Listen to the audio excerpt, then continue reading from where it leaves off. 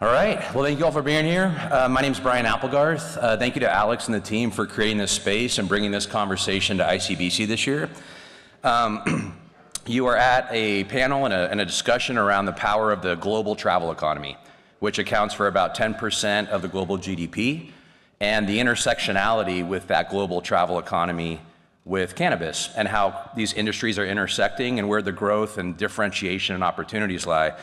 ICBC Berlin's an excellent example of that, and I want to invite Alex up here before he has to run off to his next thing, just to ask a few questions about ICBC Berlin and the growth of this B2B industry event that they've created.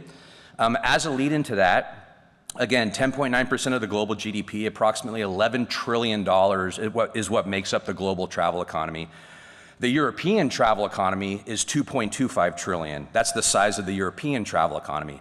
So then the question becomes what cannabis brands and businesses, whether it's medical tourism, leisure travel, or wellness travel, are going to be the partners with the European travel economy. And that is the growth and differentiation opportunity. ICBC generates economic impact from travel and tourism. They bring in well over 6,000 room nights, I would say, 3,500 attendees from 80 countries over several days that are spending money in restaurants and at spas, as well as in the hotel here buying coffee. And yes, cannabis is the theme that brought us all together, but this is tourism, as well as significant tax revenue for the city of Berlin. So a couple questions, Alex, if I could bring you up here and ask you. So ICBC is an event brand. It's also a content machine, a trusted voice for the industry. For travel industry partners like the Estrella Hotel, which is a venue as well as a hotel, what have you learned about setting up partnerships for success with hotels and venues? I learned that the Estrella charges me way too much.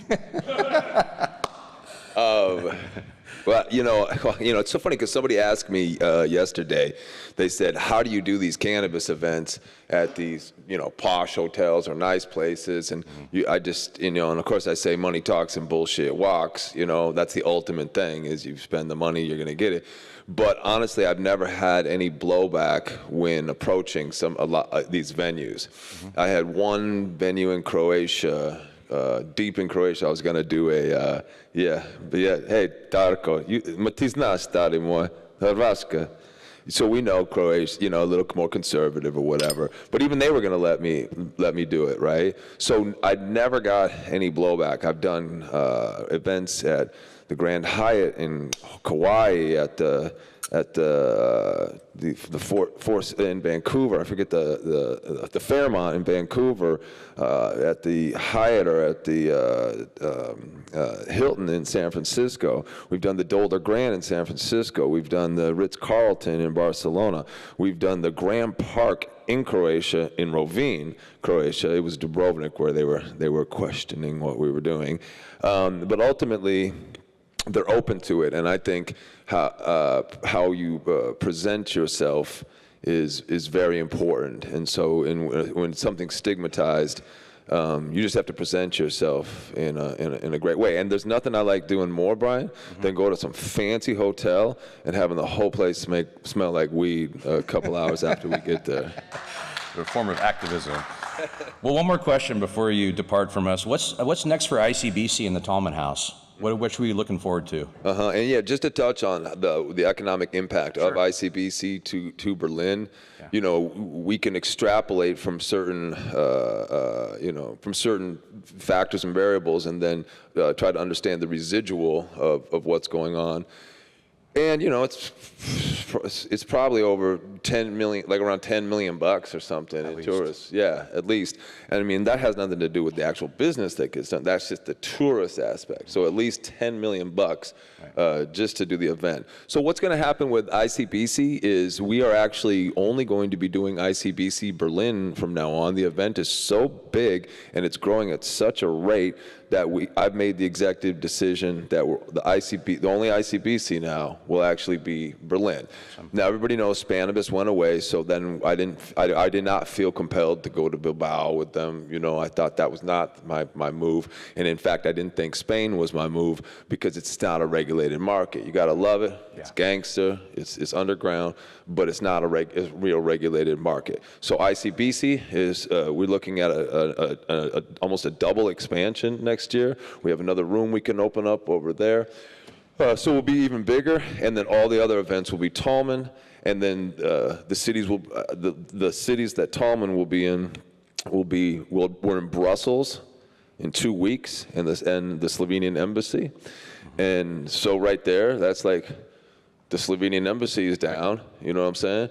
And then there's what's next? Then Slovenia, September 5th, in Bled, which traditionally was an ICBC, but now it's going to be a Tallman event, which are private, members-only events.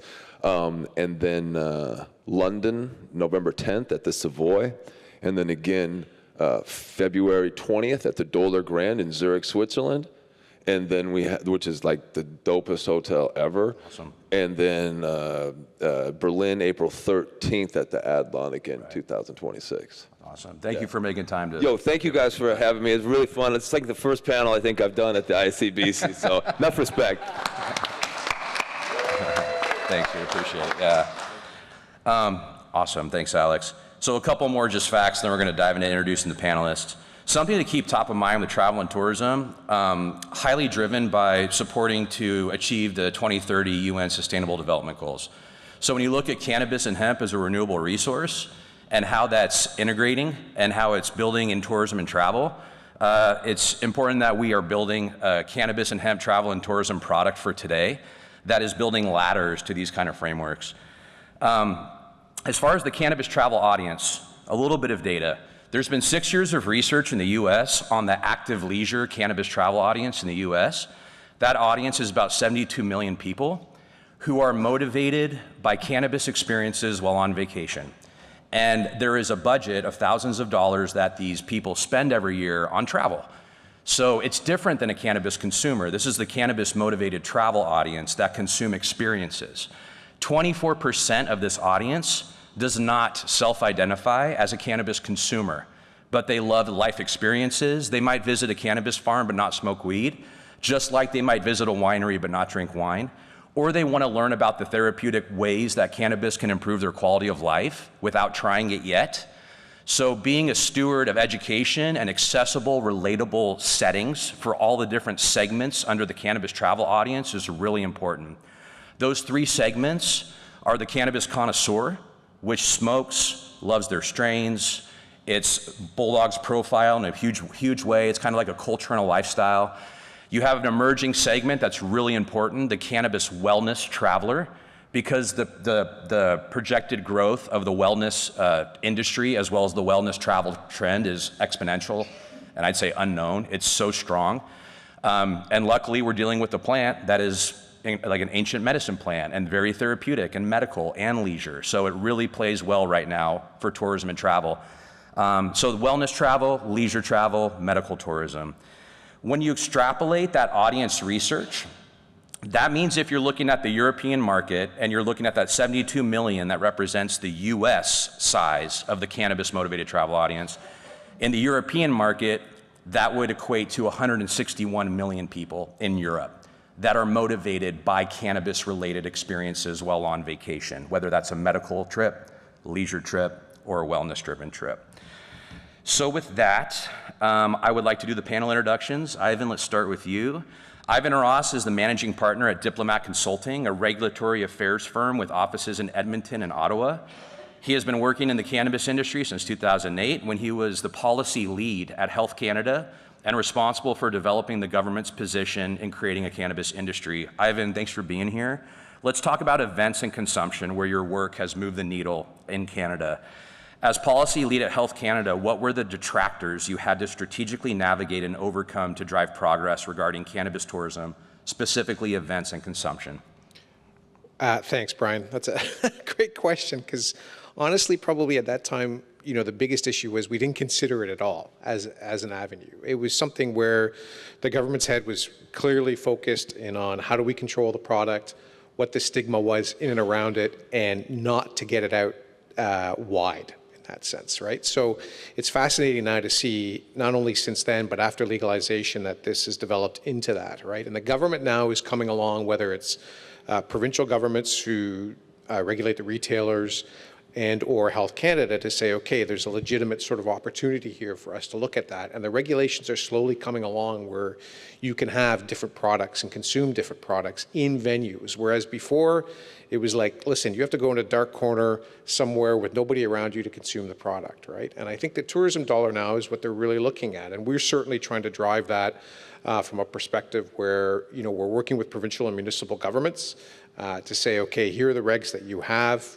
If you can define it this way, you can bring in these tourism dollars, and your dollars are clear, right? If it's 72 million from the US or 100 million from Europe, Canada, we've got about, we would say 10 times less than you, so 7 million people coming to Canada, and you can consume it right across the country. So I think the governments are now starting to catch up along that avenue for sure. Awesome, thank you for that. Dr. Cristina Sanchez, thanks for being here. Cristina is a full professor of biochemistry and molecular biology at Complutense University in Madrid, Spain. She's been doing preclinical research on anti-tumor potential of cannabinoids since the late 1990s. She's the current president of the Spanish Cannabinoid Research Society, the secretary of Spanish Observatory on Medical Cannabis, and a member of the board for the International Alliance for Cannabinoid Medicines. Thanks for being here, Dr. Cristina. Also, I want to introduce Mara Gordon, because we're going to be talking about medical with both of these women. Mara Gordon is a pioneering figure in medical cannabis, co-founding Aunt Zelda's Octopi Wellness and Zelira Therapeutics to bring scientific rigor to plant-based therapies. With a background in process engineering, she developed data-driven treatment protocols which have improved outcomes for thousands of patients worldwide. She's a respected educator and speaker. Her work has been featured in TEDx and documentaries like Weed for the People, advocating for compassionate, evidence-based cannabis medicine. Thank you, Mara, for all you do. So a question for both of you to open this up. In Europe, medical has been a huge conversation, from Tallman House to this conference this year. So in Europe, medical cannabis is maturing, including the medical tourism landscape. How do you see patient-driven cannabis travel evolving in Europe, and what medical conditions will drive the market of tourism growth? Thank you very much, Brian, for having us, and thank you all for being here. I don't have my phone because I'm distracted. It's because I want to make sure I include every point that I want to make with you. So the way I see this working with the medical cannabis is the same way that they go to the Bulldog for leisure. Medical patients are traveling. They're demanding certain treatments around the world, wherever they can go, and there's no reason why they won't be coming, for example, to Germany to get these treatments. I think people are fed up with what they have options for maybe at home, and they can come to a place like this, have different areas where they can go and get treatments. I think from they'll get education, they'll get treatment, they'll get set up, and they'll get spoiled. Spoiled in a good way. Pampered, I guess is probably a better word. And then, of course, you have the doctors. Doctors need to come and get trained, because if they don't get trained, then their patients are going to go past them. They already are. Patients are tired of doctors not really giving them good advice. I think in the post-COVID time that we're seeing more patients that are pursuing medical treatments and solutions on their own without blindly following. And then the last thing is that doctors themselves and clinicians of all sorts, they have to get continuing educational credits each year and things like that. There's no reason why they can't come and learn about cannabis and play golf, or learn about cannabis and go skiing, or do some of the things that they would do for leisure travel. There's an enormous industry out there for doctors' education training, and there's not a reason in the world why it couldn't also readily include cannabis training, and it should. Yeah, excellent. And Cristina? Yeah, well, thank you, Brian. And I'm going to focus on the potential conditions that could be treated in this kind of trips. Yeah. And I would say that the target population is huge if we think about, for example, the treatment of pain, a lot of people have pain, anxiety, for example, sleep disorders. And I see this as a way of patients receiving a training on how to deal with their symptoms. And these are just 3 of them. We all go through those at some point in our lives, so we would be potential clients for this kind of tourism. But think about, for example, inflammation and all of the diseases that come with inflammation, autoimmune diseases, like also mental health, other than anxiety. Think about depression, think about obsessive compulsive disorders, post-traumatic stress disorders. Right. Cancer is another field. I'm not talking about antitumoral treatment. That would be difficult, but for example, to be trained on how to deal with the nausea and vomiting induced by chemotherapy. So I see that as like a training experience on how to deal with your symptoms, and training experience on what is the best profile for you, how do you achieve your therapeutic dose, and things like that. So I think there are many, many conditions that could be contemplated as a target for these kind of tourists. And there will be more if we invest in research. And the more we know about the medical uses of cannabis, the more clients this sector will have. Wonderful. Thank you. Appreciate it. Jim Zielinski. Since 1996, Jim is the manager of the Bulldog Hotel in Amsterdam, a significant tourism asset of the famous Bulldog empire. The Bulldog is the pioneering brand of leisure cannabis tourism, including the first coffee shop and cannabis-friendly hotel in the world, an iconic attraction that drives visitors year-round. His background is in hotel management and film directing. He serves on the board for the Business Association of the Red Light District, the chairman of the Foundation of the Newmarket Neighborhood. He's a photographer, podcast maker, and father of 2 daughters. Jim, thanks for being here. Appreciate it. Well, thanks for the invitation, Brian. Good morning, everyone, by the way. Yeah, we represent the fun in Amsterdam for a long time. I also feel a little bit like a strange egg, you know, maybe a dinosaur egg. Yes, we try to sell more Heineken and marijuana and, you know, things like that, gadgets, than any establishment in the world. But it didn't start that way. I mean, we started actually in a basement in 1974 to create a living room for young people to protect them for using hard drugs. And other dangers in the red light district at that time. And obviously, we changed. It went a little bit out of control. We have about 12 establishments, and we do business with 16 countries. Yeah, I mean, well, thank you. No, that's perfect. I'm glad you're here. My question for you is, like, what were 1 or 2 of the significant milestones I mean, the Bulldog grew through tourism. A lot of tourism dollars have gone through you know, the Bulldog ecosystem. What are a couple of the big milestones that you see when you think back on the Bulldog history? We didn't have a plan, you know? Yeah. I mean, you can approach everything, every idea or path you take in several ways. For example, you can calculate it, or you just raise the sales and you go. That's what the Bulldog did, and that's still the concept, is to create a safe haven for travelers from all over the world. But a milestone was, in the 80s, there was an empty police station for sale in a AAA location in Amsterdam. And somehow he got his hands on it. And the city didn't like it, but they couldn't do nothing. And what is a better place to experiment with drugs and beer than an old police station? So, and we even have jails still where people can smoke their joint. But that was the time that the celebrities came. You know, Madonna. I can mention names forever, but we took pictures of them. You know, with a smile, and so we got bigger and bigger and more famous. That was a milestone. Yeah, I mean, police station. And in tourism terms, you know, they built an attraction. And what did they get out of that? Incredible marketing reach. They have celebrities come that are posting about it.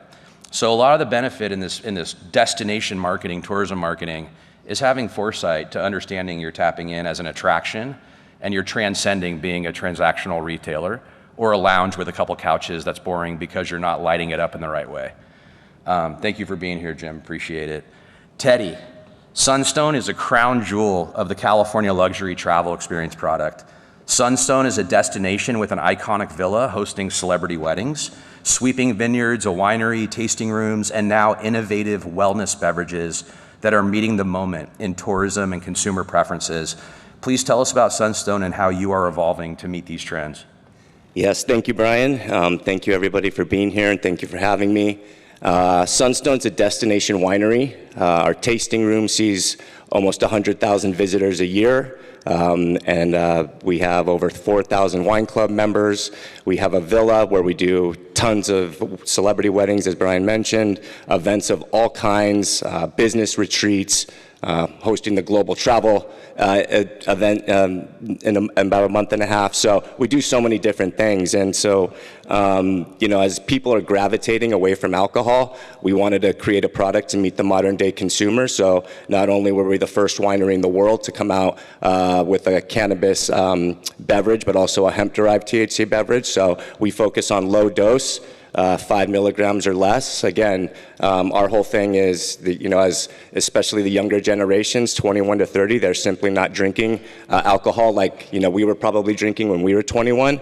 So our goal is to create wellness and exceptional products in the THC space, and that was the whole vision for when we bought Sunstone, is to kind of merge the two crops. They're very compatible. The education that you can do for both are kind of the models there, and so yeah. Yeah, awesome. Thanks, Teddy. Thanks for being here. Okay, for this next question, I'd like to go to Mara and Dr. Christina again. First, Dr. Sanchez, why is training doctors so important? In this medical tourism conversation, especially in Germany right now, yes, it's patient care, but it's training doctors to give that care and then having the packages to invite people to come stay in hotels. And so tell us about the doctor side of this. Well, I think training doctors is essential, not important, but essential, not only in this market, but everywhere.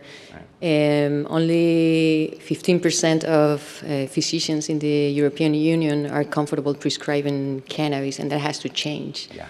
This is medicine, and we have to make sure that we let the doctors know that they're working with a safe tool that has a lot of scientific background behind their therapeutic use. So that's a pending job that we have to do, especially in this sector, and we have to target the curriculum they study, what they study at college, but we can do that also after they graduate, when they are already working as physicians, and we can do it in these kind of events, for example. And it's also important from the patient perspective. Right. Same way you travel to, I don't know, Colombia to have your teeth fixed, and you know that a dentist that is well trained is going to treat you. If you go to a cannabis destination, you have to be sure, you don't have to have the single doubt that the person that is going to treat you have the proper training. So I think it's absolutely essential. But if you let me, I would stress out that it's not only physicians that we have to train, it's also patients, because there is a lot of stigma around around cannabis still. If we leave this room, if we leave this hotel, and you ask anybody outside what is medical cannabis, they will assume that it's smoking a joint to feel better, and it's way more than that.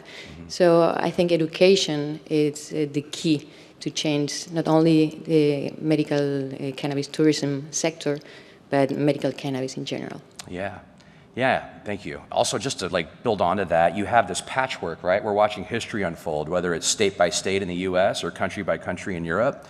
So all of a sudden, that tourism and travel and access conversation, we're kind of in the golden age of strategy, because you're able to invite people in to get safe access, which means hotels, flights, and those are partners that are American Airlines and a large established $11 trillion industry. So thank you. Mara, based on your groundbreaking research and your work with patients, also with doctor training, how important is access to high quality, scientifically backed cannabis products for medical cannabis travelers, patients, considering traveling for treatments?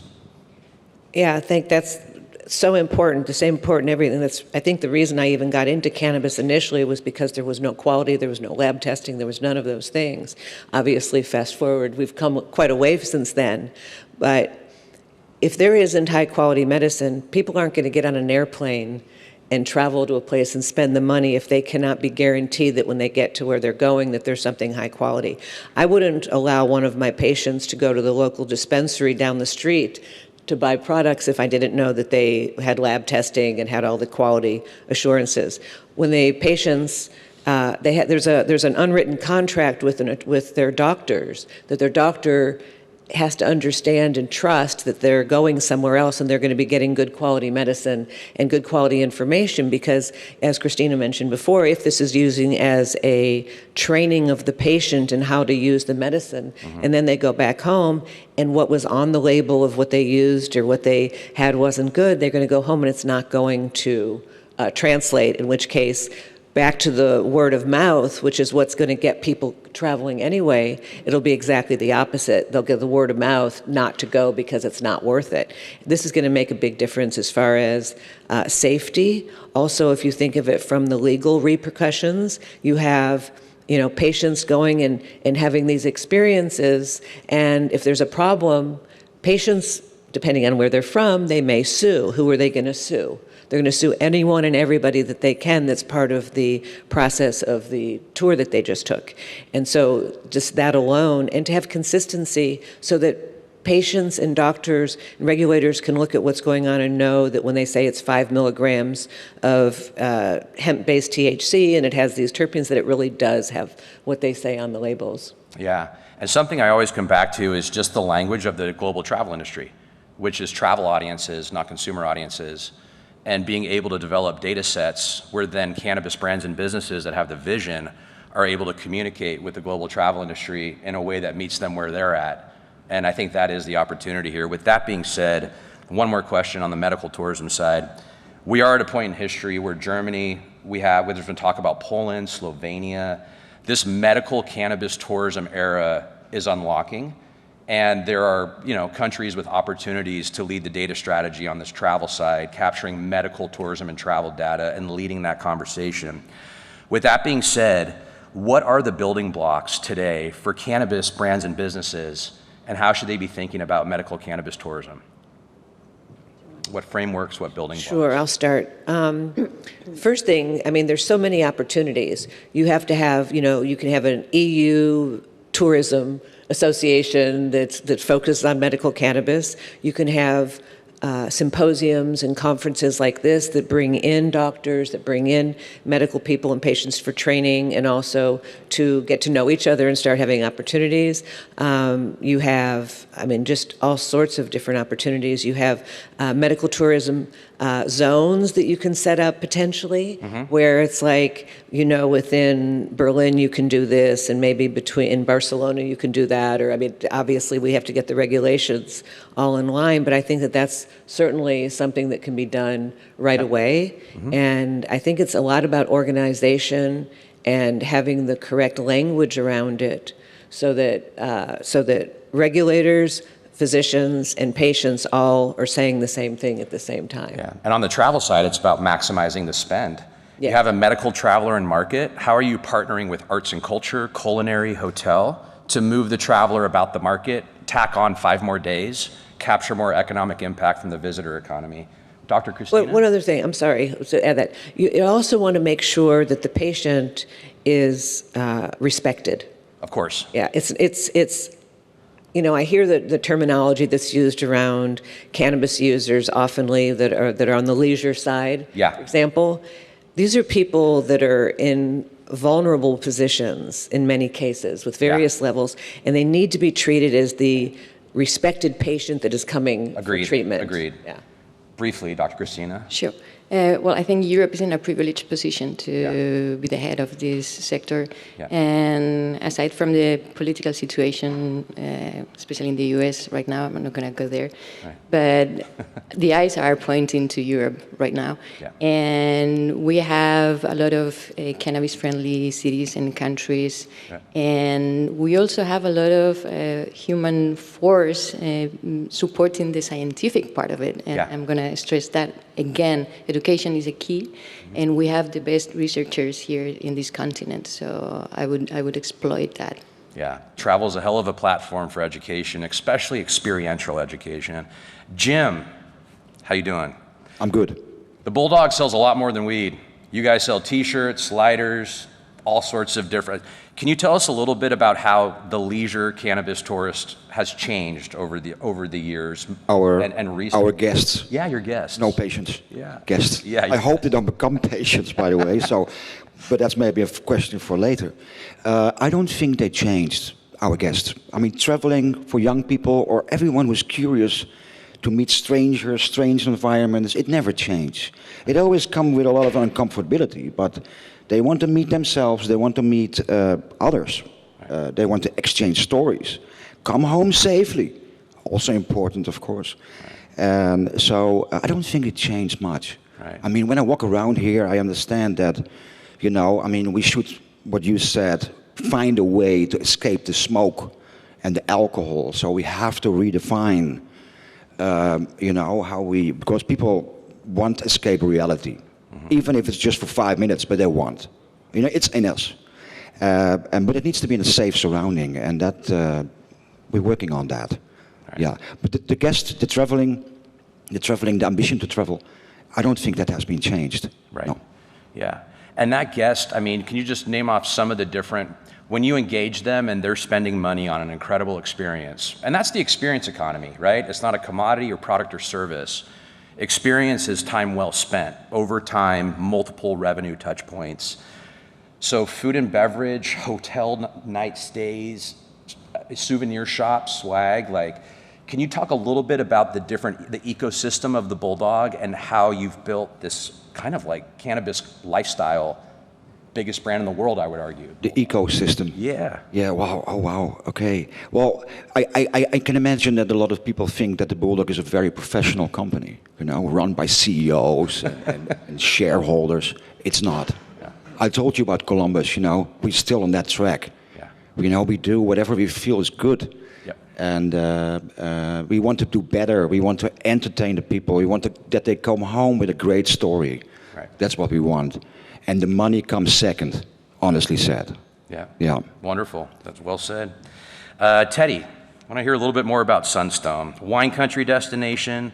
Interesting, Sunstone is deeply connected with the $150 billion California travel industry because you're a venue, an event venue, a winery. How are you leveraging your existing wine country audience and travel industry position to launch your new wellness beverage products that are inclusive of cannabinoids and things like this? Yeah, so, you know, Sunstone's a 35-year, you know, trusted brand globally. We've been hosting people for a long time, creating those experiences. And so it was kind of easy for us to leverage that destination. I think we have an asset that most, you know, cannabis brands or at least THC beverage brands don't have, so we can invite people in. Again, we have an existing, you know, 100,000 person email list with wine club members, and so it's kind of that same model going into cannabis. And we were the first brand to actually pour for the California travel industry at Cal Travel last year. Again, $160 billion industry in California alone. And so, yeah, it's a huge part of what we're doing in the travel tourism and hospitality space. Also in education as well. Great. Can you tell us a little bit about specifically the beverage SKUs that you've rolled out and why? Sure, yeah, so we came out with a low-dose beverage. Again, not targeting the person that's walking into the dispensary. I think that beverages in the cannabis sector or THC or hemp beverage sector are in a category of its own. Again, there's no odor. There's an alcohol model to follow, 3-tier distribution system.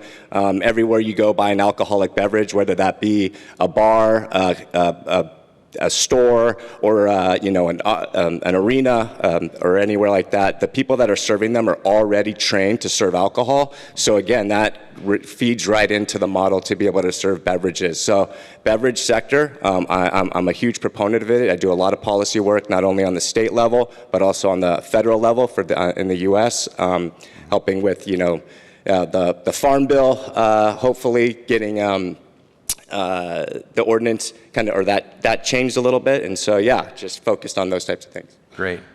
Ivan, so, you know, Canada, the Canadian Cannabis Tourism Association has been doing good work at the federal level, visitor communication strategies. When international travelers come in, what is that touch point with information? Also farm to gate, this kind of direct to consumer touch point for farms, which is a unique model. Can you tell us a little bit more about the advancements that are happening in Canada on that tourism front and just what we should know about where you see it headed? So I think for us, the biggest thing is we're sort of a little bit going back to the roots of where we're targeting festivals, right? So everybody can remember going to music concerts and so forth and maybe smoking your first cannabis cigarette. But for us, that's sort of where it's at. And that's where we find the biggest sort of reception from governments, right? Whether it's municipal, provincial, and federal. And if you have we're in the land of the beer garden, right? If you can have a cannabis garden, right? Maybe not combustible products, but certainly drinkables and beverages are a key thing. So we're starting to really look at that. And in Edmonton, we're starting to look at 2 big festivals there. We did one last year. And so it's just working through the regulations. So I think as people come, that's a natural venue, right? You want to go to a festival or, a concert or wherever. And if your alcohol is allowed, why wouldn't you do that? And I would just say, what we've done too is we've partnered with a large retailer called High Tide, which is a sponsor here, to make that work, right? And it's a real concerted effort because as we talk about the tourism and so forth. And I know I come from a background of regulatory affairs, but we have to cross that off. And that's the work that, you're doing in the States on that model to get people on side. And that goes to a long way of the stigma, right? Of sort of ending that. And I like to think, we're making progress, but that's where we see the differentiation, right? Coming along the line. And I would love Canada to be, since it's a national legalized system, that you can come there, there's no worry about any sort of federal involvement or state involvement or provincial involvement. That also, we start thinking about medical because our medical regime goes back to the 1990s, for crying out loud, but we've lost a little bit of that opportunity. So I think that's a huge sort of difference where we're looking at all those types of events. Awesome, thank you. So the audience, we're going to do one more quick round of what's next. To tee that up, we're going to do basically go down the line. It's going to be a what next category. As a lead into that, the audience out here today are cannabis brands and businesses, and we're talking about the global travel economy and how it's integrating at a more rapid pace with the global cannabis economy. And there's 3 different tourism conversations. There's leisure travel, medical travel, and wellness travel related to cannabis and this integration. So let's go ahead and do a little bit of like what's next. What do we see in the future? What are the opportunities now? What should brands and businesses be thinking about here? Ivan, let's start for you. What's next for cannabis tourism? What does success look like? So again, I apologize if I'm a little bit too local, but I think like conferences like this, right? I'm really happy to be on a tourism panel of all things, right, to talk about cannabis. And again, I think the opportunity, you said it, Brian, that it's sort of the golden age for strategy to start thinking about it, right? So I think we haven't. We know how the industry in my country is doing. It's a struggle. And so tourism, whether it's for medical, recreational, adult use, if it's done responsibly and it's given a safe space for people to do that, I think really that's what's coming up next, right? Like I think people are really starting to put their heads around that, thinking what the next strategy could be and where we can consume the product safely and correctly and responsibly. And again, we've got lots of great models, whether it's alcohol or food or culinary, that can happen. And I think one of the great things too is it can be a whole experience, whether you're going to a winery or a cannabis garden or like you mentioned, the farm to gate. I think the brands, the retailers, the producers all have to start thinking about that. They've got this other avenue here that they can start to look at and use. Awesome. Let's talk about medical one more time. Dr. Christina, Mara, what's next for medical cannabis tourism? I think that to set up some sort of an EU registry of certified clinics or certified resorts or whatever, so that people can have a place to look the same way that people are already traveling for cosmetic surgeries, for example. I'll just use that. There's directories that you can look at to see if something is certified and has had any complaints, again, that sort of thing. So to elevate it to something that is at that level. I also think that for brands, which of course is not something that I normally spend a lot of time focused on, however, the reality is there is opportunity to expand in this. I think of the Four Seasons. I was actually thinking of White Lotus, but I was thinking of the Four Seasons in particular as a hotel chain. When you look to make a reservation, you have an expectation of what the service is, what the quality of the rooms, et cetera, are going to be like. There's no reason that we can't have that same thing where somebody establishes a brand as a medical cannabis tourism company or something, whether it's the tours themselves or the locations or the services and quality that they offer at the destinations, and do it in such a way that you can brand it and repeat it over and over and over again in different tourist zones. So I think that's a huge thing right there. Thank you. Yeah, and to me, the key again is education. We have to get rid of the stigma within the medical community and within the patient community. So I would go for education programs attached to these projects. So education, education, education. Yeah, thank you. So Jim, what's next for the Bulldog Empire? Any plans to innovate? Any new hotels, clubs? What's next? Good question, Brian. Well, we know where we're coming from, you know. In Amsterdam, it started with a mysterious jacket in the corner where they were selling marijuana. And then in '75, we invented the name coffee shop in the hope that the government or stakeholders would create a path to legalize. We're still waiting for it. It's still tolerated, the Dutch invention, tolerated. We don't know, tolerated. We keep sailing.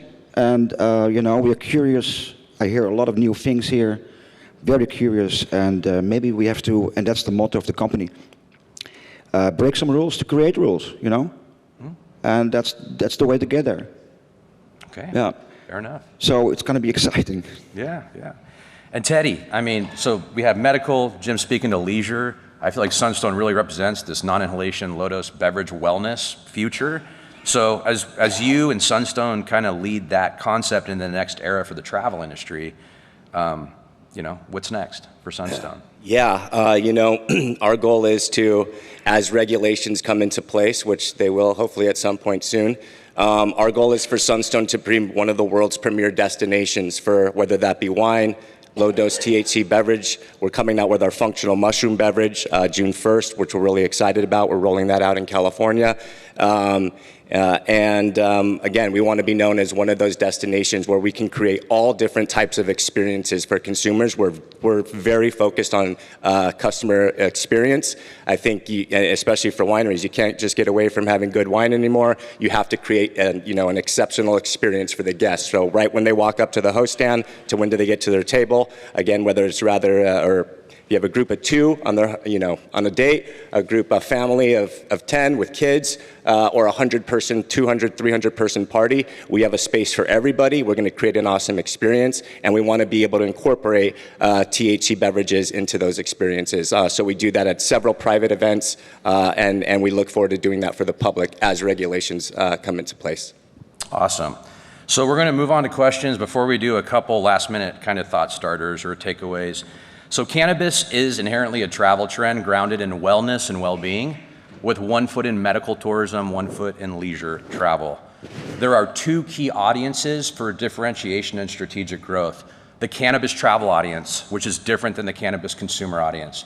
24% of the cannabis travel audience do not self-identify as cannabis consumers, but they will travel and spend money on experiences and education and things like this. Great opportunity for brands and businesses that have that kind of vision. The other important audience is travel industry partnerships. As you invest in cannabis travel audience strategies, you become a data partner and somebody who can speak the language of travel for the already established $11 trillion global travel economy. That's how it's differentiating, and that's how you can grow. It's cross-industry bridge building in the experience economy, which is a powerful place to be with brands that have that kind of vision. After the panel wraps from these questions that are asked, if there are any, we'll be outside.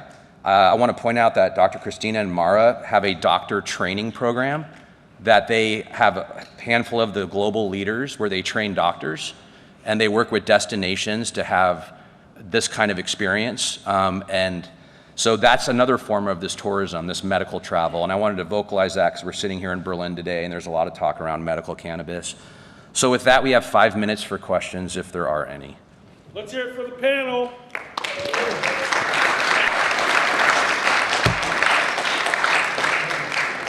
Are there any websites you can recommend, like budandbreakfast.com is a good spot to find places to stay? No, it's true. Yeah. I always wanted to open a bud and breakfast. We would specialize in brunch. Are there questions? Oh, Michael, oh, there you go. Go ahead, Bo. Hey, thanks for sharing your thoughts. I come from Portland, Oregon, and I helped go to a teaching university hospital and helped enlighten doctors about the benefits of cannabis. But one of the barriers on this is that in the United States it's still federally illegal, and so the doctors are reluctant to embrace this, to learn more about it. And so as cannabis expands internationally, there's still these countries that don't necessarily have legal access, or it's still very, very limited. And so what advice would you have to incentivize doctors to become trained and knowledgeable of the endocannabinoid system, for example, so that when things do open up a little bit more, then the doctors are ready to provide those services to the patients? Yeah, I'm going to start. And the fact that something is illegal is not an excuse not to learn about something. So the same way they learn about the dopaminergic system or the serotoninergic system, they have to know the existence of the endocannabinoid system. There is absolutely no excuse not to do that. Even if in your state or your country, cannabis is not legal yet for medical purposes. So that's not an excuse. And I will incentivize doctors to do that through CMEs, accredited CMEs, courses and things like that. If they don't want to do it because they did an oath to provide the best care to their patients, if they forgot about that, let's give them something like the CMEs that are useful for their continuing education, and give them this this treat of going to a nice destination and have fun while they are trained. Mm-hmm. But again, having medical cannabis not legal in your country is not an excuse not to learn about the endocannabinoid system. Yeah. And I would expand just very briefly on that and say patients are using these medications anyway. And patients are lying to their doctors in many cases because they feel that they're being stigmatized and judged and categorized because they're choosing to use cannabis in legal and illegal markets both ways. So doctors, it's important. If a patient is going in for surgery, for example, and they're afraid to tell their doctor that they're using cannabis, it might affect the anesthesia, for example. So the anesthesiologist needs to know that this is a possibility, and how do they know that? They get educated. So it's a safety thing as well as to keep your patients in your practice. It's just practical. Sorry, and I would just quickly add on that. What I always find talking to physicians is they'll say there's not enough research. And we know that's not the case. There is tons of excellent data and research out there that you can share that's peer-reviewed, that is not off the back of a napkin, that has the stats, that has the quality in there, and that, as we heard, the education is there. So the data and the research on developing cannabis medical products, whatever they may be, exists. And I think it comes down then to what you all said was education. All right, thank you so very much. That's we're out of time. Good morning. Oh, so just one more. Wait.